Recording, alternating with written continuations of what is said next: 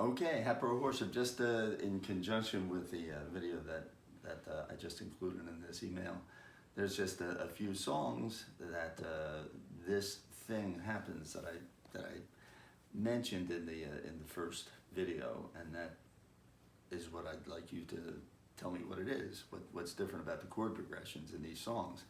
First of all, they all do the same thing in different ways, and it's quite a collection. So anyway, the first song is the one that I'm using a power chord here. Just there's a D, playing a D, just hitting string 5, fret 5. That's a D. I hope you know that. And then making an A form behind it, but I'm really just I'm really holding down strings 4 and 3, and really you only need string 4 at fret 7. And then you put 3 at fret 7, and you have a power chord there because you have no third, and you should validate that, and so you know what I'm talking about. I'm not going to go through the explanation, but if you don't know the explanation, you should email me.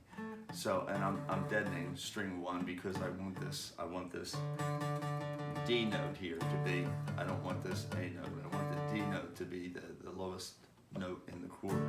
So and I'm not gonna, there's an intro and we're gonna get into that. There's a way of strumming this, and that's pretty neat, but that's harder to do, and we'll do that later.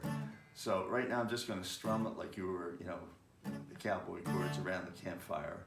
And you're just going, I was cutting the road down at and up to an A. So I'm starting off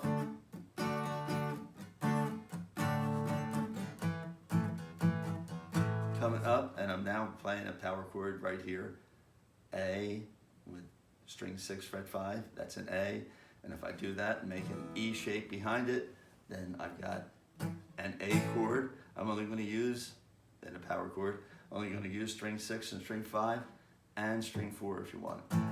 And that goes back to a D. And then it goes to, so we start off with D.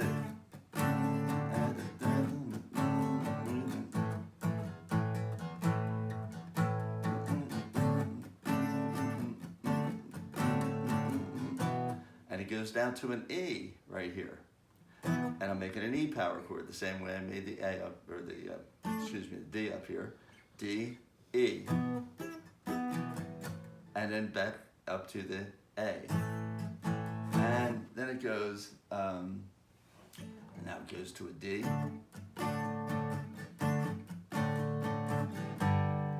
To a G, G power chord. And then back to a D. And to an A.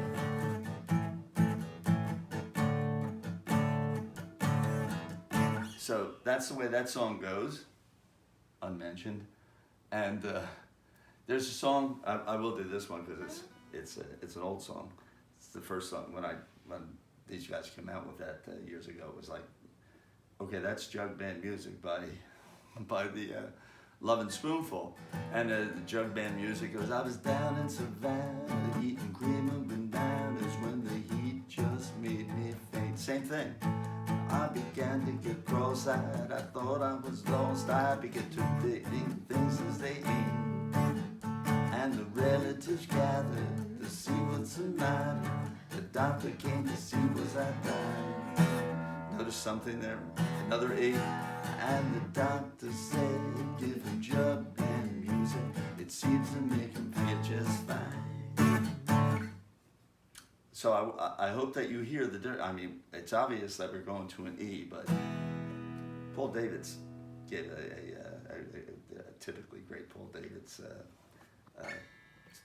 whatever video on this, and he explains that we'll get all into that. And as I said, circle is the best tip that I'll give you. And then going way back, and this gets tough because I have to transpose this on the fly while I'm talking and explaining. So Jim Croce did a song years ago, Working at the Car Wash Blues, And he goes, well, I just got in from the county prison, doing 90 days for non-support. Trying to find me an executive position, but no matter how hard I fought, they wouldn't listen to the fact that I was a genius. The man says we got all, see the J, kind of look familiar, got all that we can use to an E. Should look very and sound very familiar. I got those steadily depressing, low down mindlessing, working at the Commerce Blues, etc. And I'm just doing that. They're all doing that. They're all doing the same thing. And then you go in the Wayback Machine to the Weavers and the Rooftop Singers and the first. The one that they often claim is the first psychedelic song, Walk Right In. Everybody's talking about a new way of walking. Figure it out. So anyway, it goes walk right in, set right down. So walk right in, set right down. And that's a B chord. This one takes it even further with the hint of circle. So he goes walk right in, set right down. We actually will spend some time on this because it's a really good pick exercise for you when you really play it. I'm not going to do that now. I just want you to hear those chords. You can hack around with it. You can try to come up with little leads for these songs just out of what we're doing on the other song because you can. So you know, walk right in, set right down. And then it goes to an E, Daddy let you, and an A, and a D. So we have B, E, A, D. Maybe that would strike some memories with the Kramers, huh? So we have a D, walk right in, set right down.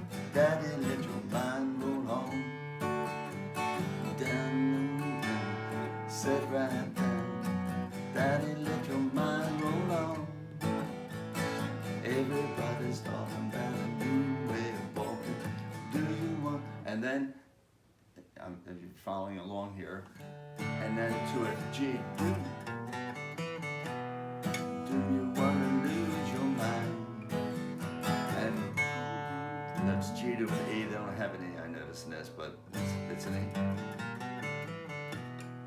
And then back to alright, sit right down. Daddy, let your mind roll on.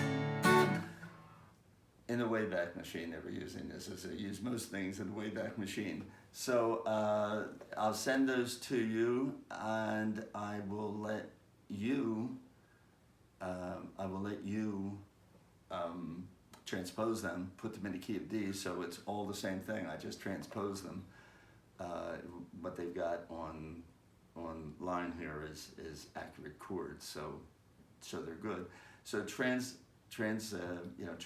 them to the proper key, and then you're in business, and you can figure out how similar all those songs are and what they're doing. That like there's a dramatic point in that every time when you get to the E, isn't there? And there's a nice run up to it, a chromatic run up that you hear, and the walk right in is walk right in.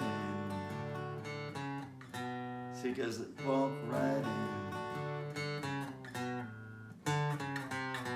Chromatic to that D, to the B. There's a B in the bass, and then to an E. I just played C, E, A, D. Hear how coherent that sounds? I mean, it's B. Nice resolution, right? Okay. Anyway, we'll talk about all this stuff and get into all these songs over the ensuing weeks. Have fun.